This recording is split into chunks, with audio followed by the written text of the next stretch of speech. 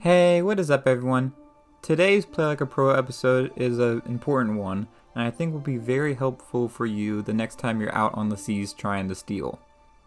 In this video we'll be discussing what you should steal first when you board another player. So when you are on an enemy ship, whether it's tucking or just straight up attacking, you may not have a lot of time to steal stuff, so it's important to know which is the most valuable to grab. Even if it's only one thing that you can grab, you want to make sure you grab the most valuable item. We aren't going to talk about every treasure in the game, because I don't think that would be that helpful to y'all. Rather, I want to give you general ideas of what to grab, just general guidelines that might help. After hours of compiling and analyzing data, I was able to determine some interesting things. So when looking at the data, I like to group things together to make it easier to understand. Let's talk about each group, and then we'll talk about general practices when it comes to certain treasures. So the groups that I categorized the data into in order from least valuable to most is regular treasure, coral treasure, ashen treasure, ghost treasure, Athena treasure, stronghold treasure, and cursed treasure. So regular treasure is the normal stuff you find washing up on islands or on voyages, and are in general the least valuable of all the treasure groups. Next we have coral treasures. These are all of the treasures found in siren shrines and treasuries. Typically these are pretty easy to steal, but aren't as valuable as the other groups on this list. After the coral treasure we have ashen treasures. This gives a lot more than double the amount of a regular treasure. These treasures are typically found in the Devil's Roar, so expect to see these when stealing in that region. Ashen treasures and the groups following should be high priority when stealing. Next we have ghost treasures. This group I put higher than ashen treasures due to on average being more valuable, but looking at individual treasures you may be better off going with ashen treasure or some of the other ones on this group after this. For example, the ghost loot has only one chest, the chest of the damned. This chest is less valuable than the ashen captain's chest, but more valuable than the other chest on average. So typically the chest of the damned will be the better option, but it just depends, so you really have to use your knowledge of the game to help you in deciding between these. The next group I have is Athena treasures. This group is not due to the amount of what you earn from selling it, however these treasures do sell for a lot, and are typically the best choice. The reason I thought they should be listed separately is due to their rarity, and the fact that it's the only way to level up your Athena's fortune rep. I typically prioritize these treasures for the pure fact of getting reputation. Also, while not being the most valuable, the Chest of Legends is kind of an essential treasure you have to steal at some point in your Sea of Thieves journey.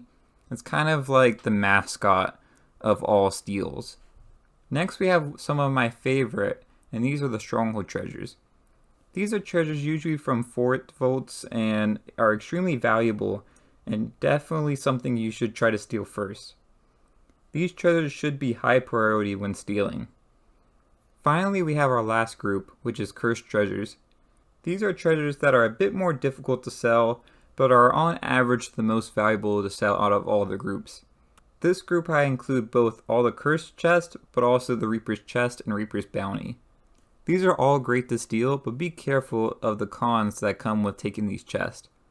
For example, Reaper's chest and bounties will show your location on the map, and other cursed chests can do things like flood your ship or start fires if not taken care of, so be very cautious when stealing these. Now that you have a basic idea of what groups to prioritize when stealing, let's get a little bit more advanced with this.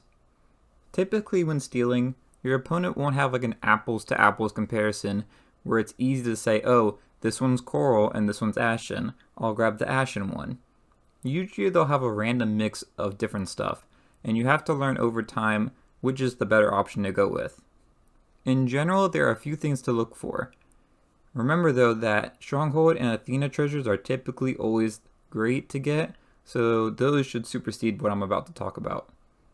First, if we look at chest, I typically only worry about getting captain's chest. For example, if the choice is between a regular captain's chest or an Ashen Marauder's chest, I would still go for the captain's chest, as that's always going to be a higher value. Next, talking about skulls, I typically try to prioritize captain skulls and villainous skulls as those are the most valuable in any group. With crates, it's typically a bit harder to determine which is the best. The Stronghold crate of Ancient Bone Dust is by far the best to grab. After that, I would go ahead and go for the Ghost and Ashen crates. Typically, other than the crates of Ancient Bone Dust, crates are the last treasure I go for since they're kind of the least valuable. So those are just some of the general things to look for to help determine what to prioritize. The last thing I want to talk about is some miscellaneous treasures you may not understand what to do with. So first let's talk about the Bilge Rat treasures. These include Ritual Skulls, which are worth 10 doubloons, and Ashen Keys and Ashen Chests, both worth 5 doubloons.